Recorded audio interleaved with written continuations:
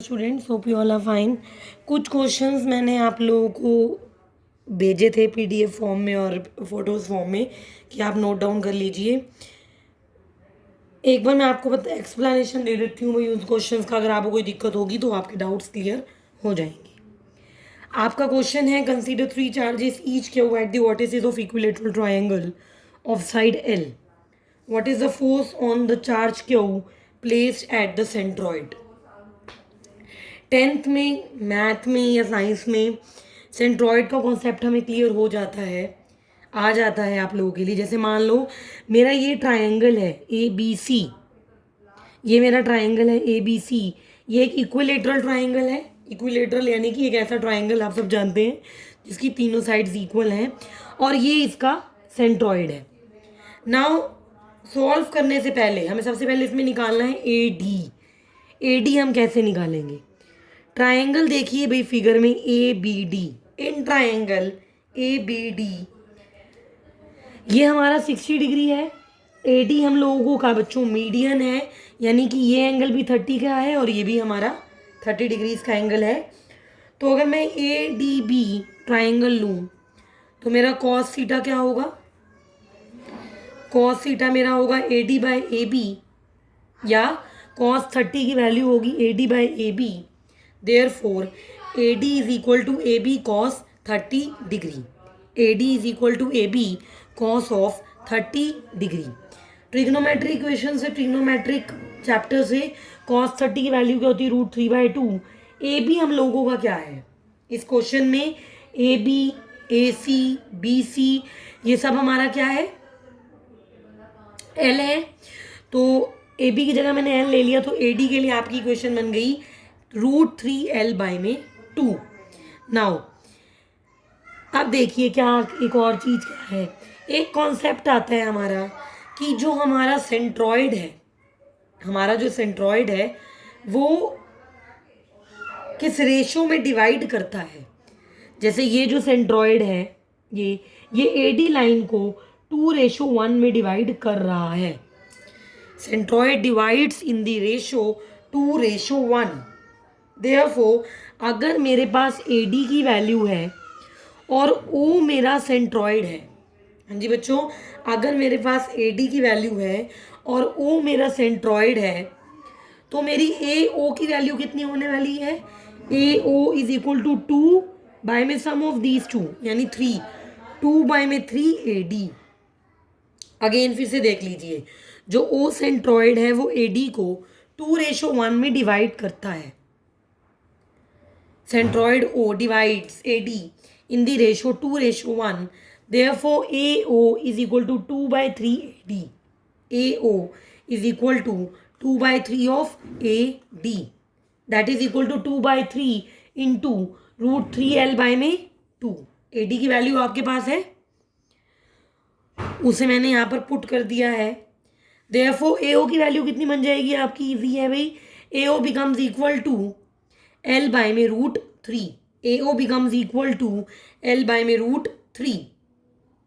Now हमने कहा, question में उसने कहा कि जो चार्ज क्यू है उसे हमने सेंट्रॉइड पर प्लेस किया है, यानी कि जो आपका क्यू चार्ज है, the Q charge is placed at this point O. Q charge is placed at this point O. So force on Q due to Q1 और चार्ज क्यू एट ए क्या होगा? Q1 मैंने इसलिए लिया ताकि आप confuse मत हो कि ए पर Q1, मान लो इस पे Q1 है, इस पे Q2 है, इस पे Q3 है, और तीनों चार्जेस की जो वैल्यू है वो Q ही है, लिखा है each Q। So force on Q due to Q1 at A क्या होने वाला है? इसकी वैल्यू आपकी होने वाली है 1/4πε0 Q बाय में L√3 whole square, that is equal to 3Q by में 4πε0 L स्क्वायर। 3Q बाय में 4πε0 L square. Similar expression hold for the force on Q due to Q2 at B and the force on Q due to Q3 at point C। तो ये एक और बार देख लीजिए, F1 क्या है? It is the force on Q charge due to Q1. F2 is the force on Q charge due to Q2. And F3 is the force on Q charge due to Q3. Now जो आपकी F1 की direction है वो ये है, F2 की direction ये है, F3 की डायरेक्शन ये है. जो F2 और F3 का जो रिजल्टेंट होगा, the resultant of F2 and F3 is along OA. इस डायरेक्शन में रिजल्टेंट आपका होगा. Resultant of F2 and F3 is along OA. अब आप ये देखिए, जो OA या फिर जो रिजल्टेंट है F2 और F3 फोर्सेस का, जो रिजल्टेंट है F2 और F3 फोर्सेस का, और जो फोर्स F1 है वो इक्वल एंड अपोजिट है. The resultant of F2 and F3 force and F1 is equal and opposite. Therefore the total और the net force on the charge placed at the centroid of the equilateral triangle is 0. ठीक है, एक बार फिर सुन लीजिए.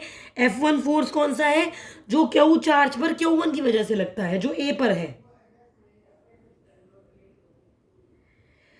जो हमारा F2 है वो क्या है? Force on Q charge due to Q2.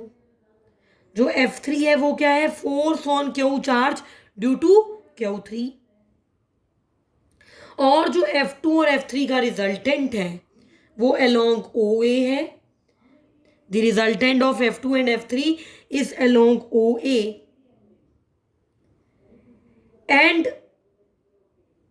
The resultant of F2 and F3, जो F2 और F3 का रिजल्टेंट है और जो फोर्स F1 है वो इक्वल एंड अपोजिट है. And therefore the total force on the charge Q is 0 in this particular question. Moving to the next question, we have two charges. हमारे पास दो चार्जेस हैं भाई, एक 2 माइक्रोकूलम का है, एक 6 माइक्रोकूलम का है, which repel each other with the force of 12 Newton. दो चार्जेस हैं 2 माइक्रोकूलम और 6 माइक्रोकूलम का, जो एक दूसरे को रिपेल करते हैं 12 न्यूटन के फोर्स से. If each is given additional charge of -4 coulomb, अगर दोनों चार्जेस को, जैसे कि 2 माइक्रोकूलम के चार्ज को और 6 माइक्रोकूलम के चार्ज को एडिशनल -4 कूलम का चार्ज दिया जाता है, तो नया फोर्स क्या बनेगा? नया फोर्स जो है हमारा क्या बनेगा? देखो, पहले चार्ज क्या थे? 2 माइक्रोकूलम और 6 माइक्रोकूलम थे. आपके बच्चों पहले वाले चार्ज थे 2 माइक्रोकूलम और 6 माइक्रोकूलम. इनको हमने एडिशनल चार्ज दिया -4 माइक्रोकूलम का, तो फाइनल चार्ज कौन सा बन गया? 2 - 4 - 2. एक चार्ज तो बन गया -2. 2 - 4 - 2, एक चार्ज तो मेरा -2 बन गया जब मैंने 2 माइक्रोकूलम वाले चार्ज को -4 माइक्रोकूलम चार्ज और दिया, तो फाइनल चार्ज बच्चों बन गया -2 माइक्रोकूलम. 6 वाले को -4 दिया तो 2 बन गया. तो अगर मैं दोनों फोर्सेस की रेशो निकाल दूं, F मेरा इनिशियल फोर्स है जब मेरे चार्जेस 2 माइक्रोकूलम और 6 माइक्रोकूलम के हैं. F डैश मेरा फाइनल फोर्स है जब मेरे चार्जेस -2 और 2 माइक्रोकूलम के हैं. ठीक है, F मेरा फोर्स है जब मेरे चार्जेस 2 और 6 माइक्रोकूलम के हैं, और F डैश मेरा फोर्स है जब मेरे चार्जेस -2 और 2 माइक्रोकूलम के हैं.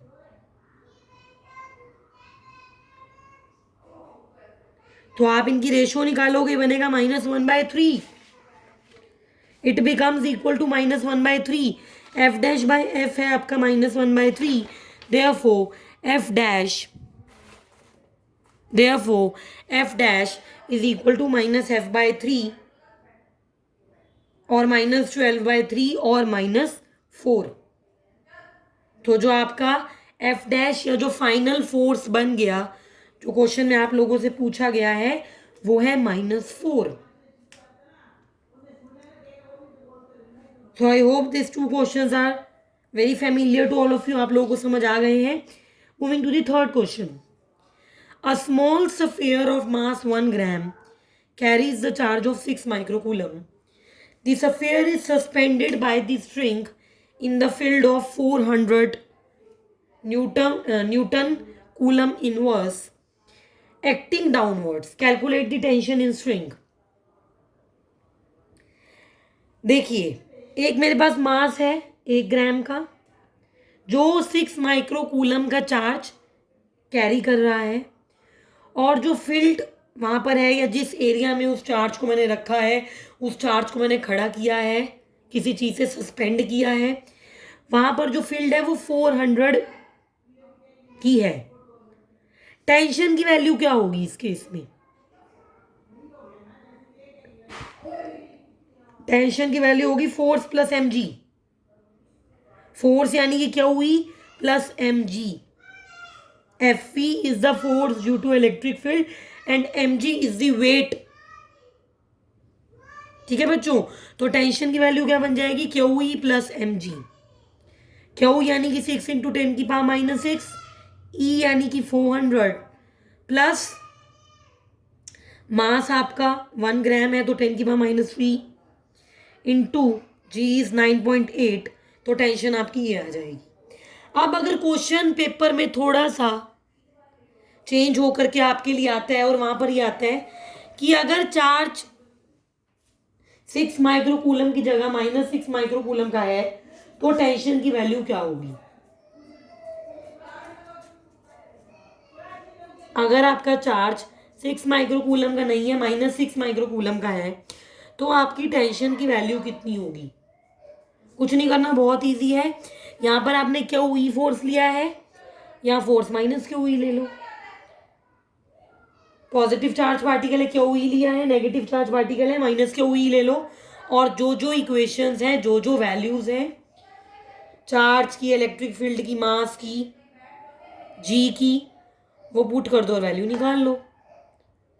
With this, in today's video we have studied the 3 important questions and we are going to continue the more questions from the upcoming videos. Be regular with the videos, don't waste your time. Thank you. कोई videos नहीं देख रहा तो भाई देखिए, paper आ गए हैं और ये क्वेश्चंस आपकी इम्पॉर्टेंट हैं एग्जामिनेशन पॉइंट ऑफ व्यू से भी और आपकी आगे के कॉन्सेप्ट क्लियर करने के लिए भी. So be regular with videos, don't waste your time. और जो मिलते जुलते क्वेश्चंस आपको मिलते हैं, जो यहाँ पर करवाए जाते हैं, उनकी प्रैक्टिस कीजिए. Thank you.